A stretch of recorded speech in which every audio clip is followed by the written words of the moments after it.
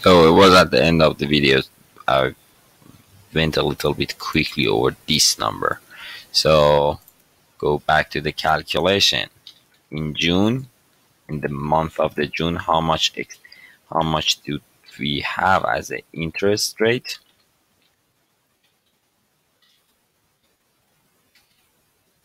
Calculate that number if you remember it from the last part. It's 487.5, which we round it up to the nearest dollar. So that's where that 488 come from.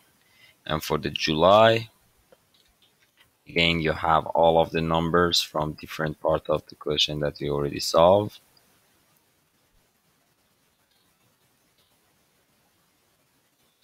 Don't take too much of time on those.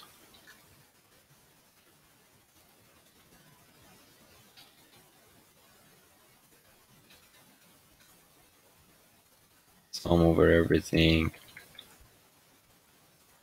Income from operations. Now you just need to calculate the interest. So 65488 multiplied by 9% and divided by 12 months that you pay the money. Going back to our calculator, see 65,488 multiplied by 9% and divided by 12, it's 491, which we go to the nearest dollar, 491, and at the end we have $6,509. And let's check this answer. And now you have to calculate the August budgeted income for the August. So again, we have all of the numbers. And since this is a little bit the same as July, numbers are almost the same.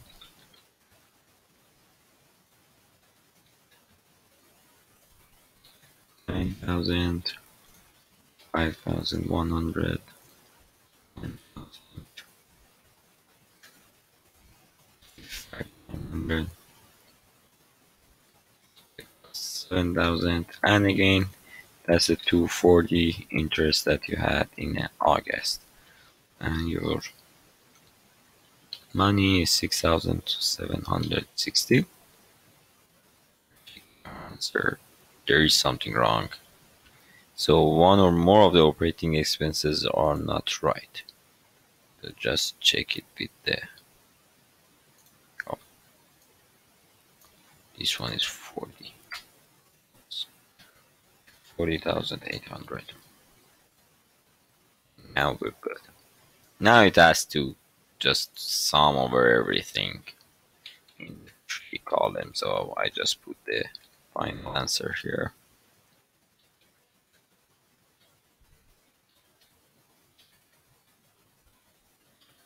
It's just summation of the three columns, so it shouldn't be hard to calculate for it.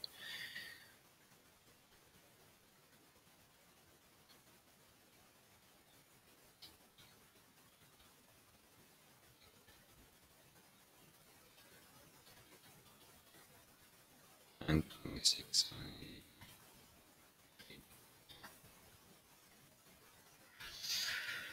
Totals are incorrect. So let me see. This total is right. This total is not right. Okay. Now you have everything, and I think this is the last part of the question that we have to talk about the assets at the end of the August. So at the end of the August, how much cash do you have? We have 4,981.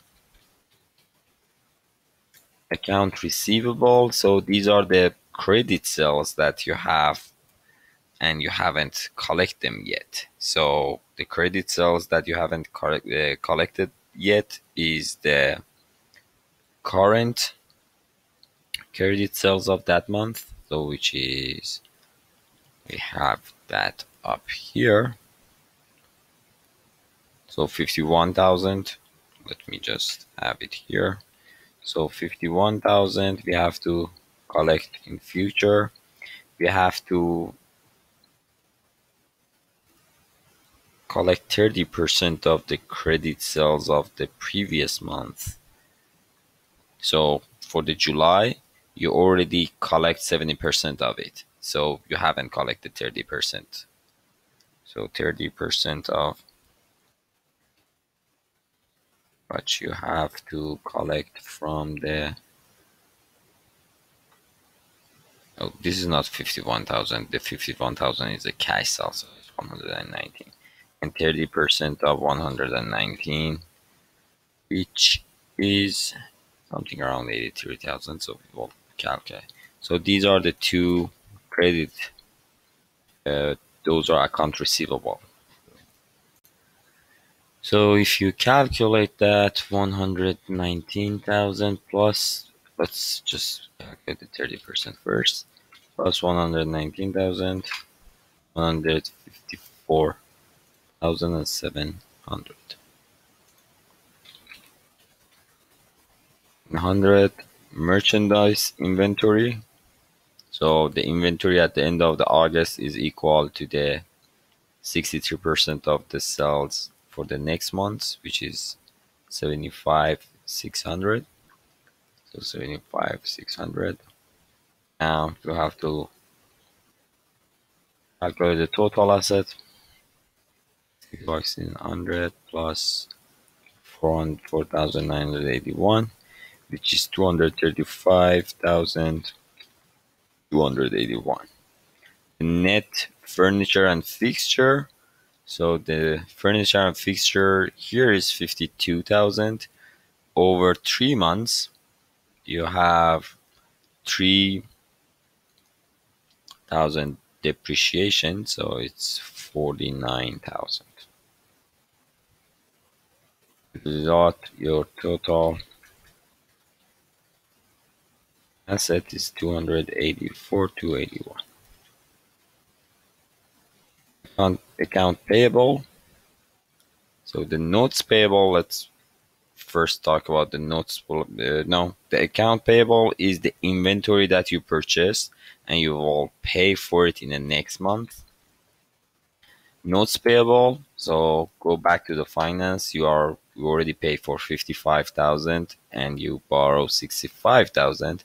So you are in depth of that bank for the $10,000. So your total liabilities is 87,600. Owner's equity doesn't change over the time, so it's 171,900. Oh, so owner's equity. So you have to find out how much money they earn during these months. So the net income is 26,781, and they had 171,900 at the end of the month. So plus 2678 is 198,688. So 198,681 plus the liability 284,281. Now let's check answer. Great. So the last question asks for the explain why there is a need for a bank loan and what operating source supply cash for repaying the bank loan.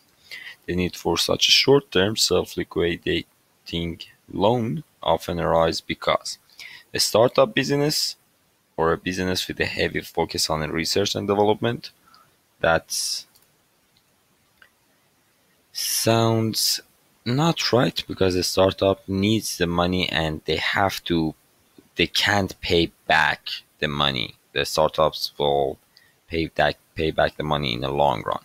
But the other two, the amount of the loan and the timing of repayment, are heavily dependent on the credit terms and seasonal nature of the business. So it's D. And that's it